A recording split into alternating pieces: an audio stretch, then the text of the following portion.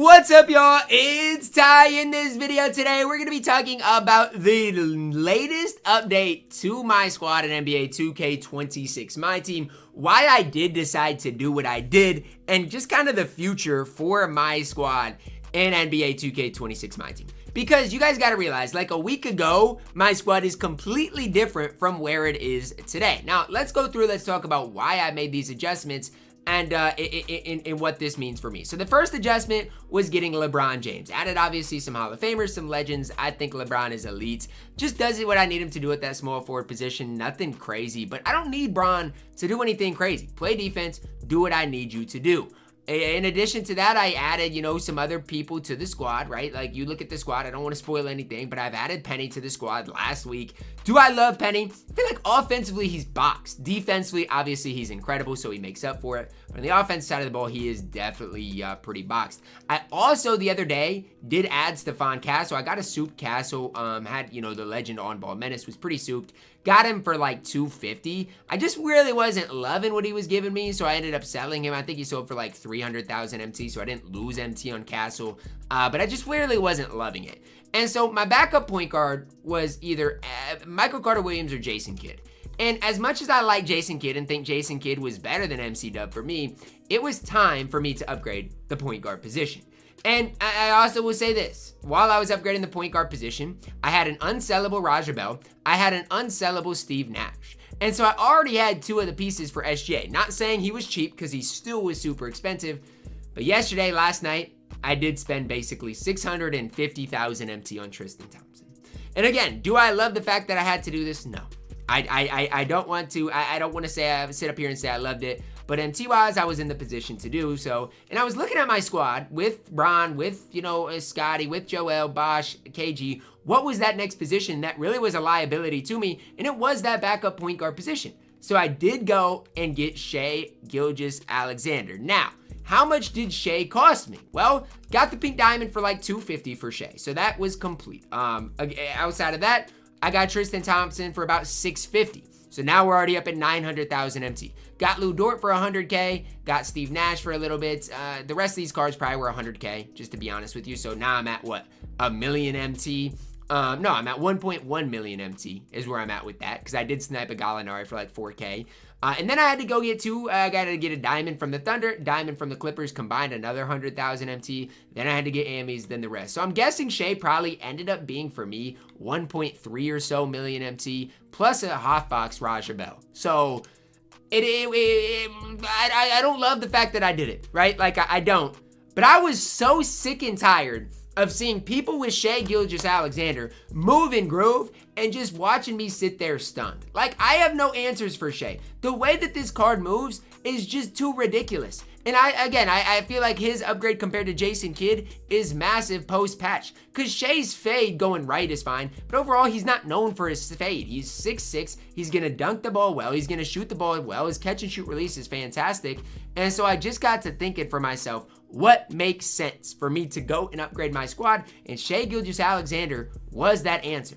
Now again, I don't love the fact that I had to spend as much as I have on MT, even had to load up some extra VC. I don't love it, right? But at the end of the day, my main goal this year, and this is what I want to emphasize, is winning King of the Court, right? Like, I invest to get a good squad to perform in King of the Court. Like, at the end of the day, that's kind of my plan. And a lot of you guys out there hate it, right? Like, a lot of you guys out there are like, Ty, you are the biggest sellout in the world, all those things. And again, I'm not invalidating your opinion. You can have those opinions, but I just want you guys to know and understand why I am doing this, right? Like, King of the Court is the reason that I am loading up this game on a consistent basis, especially money on this game. But I'll also say this. In the past couple of weeks, 2K has made it uber easy to get a good squad being no money spent. Now, I want you guys to hear me out, right? You grind the game a little bit, you get all these players for free, right? And I'm not saying these players are great, but you can add them to the squad. You grind the game a little more, you can get OG Anunoby, Patrick Ewing for free, as well as MPJ, Zaccharie Risacher. 4 solid cards. I don't care what anybody says, those 4 cards from the festival are really solid. You grind the game a little, then guess what? I sold an Alex English the other day for 40,000 MT. All you got to do is sit here and you can get a really solid team without spending a bunch of MT, in the auction house. And this is really what I want to emphasize to you guys is the game has gotten a lot more accessible if you're not wanting to spend money on it. And I know you guys are probably like, Ty, I'm not trying to hear it. The game is still in a bad spot. There's nothing to grind. There's nothing to play. I get all of your concerns, and I don't want you guys to sit up here and say I'm not listening. Like, I get them. Trust me, I do. And again, if there wasn't King of the Court, I still don't think there's a big reason to play the game right now this season, especially because none of these rewards outside of Chris Bosh are great. They're just simply not. But at the end of the day, right, everybody approaches the game differently. Everybody wants to have something different on the game.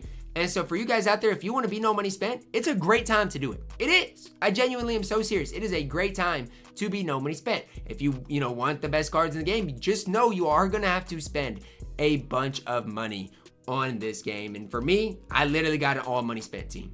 Like, I personally haven't spent that much, but to get this squad without winning King of the Court, you're probably looking at over $2,000. And I'm just being completely transparent with you, right? And so it is what it is. I've grinded the game a lot. You guys can see I am AMI 5 rep. So it's not like I'm not grinding the game. I am grinding the game along the way, because at the end of the day, I know I'm a long ways from it, but I eventually do want to get to Carmelo Anthony. I'm a long ways from doing that, but eventually I want to get there. And again, as I do go up the ranks, like the last rank, I got every badge in the game. So again, I can use that, turn that into MT, right? You're gonna see here I got a lot of the badges already listed. Some are even selling. Can turn that into some extra MT. So I am grinding the game a ton. I don't want you to think I'm just all money spent not playing the game.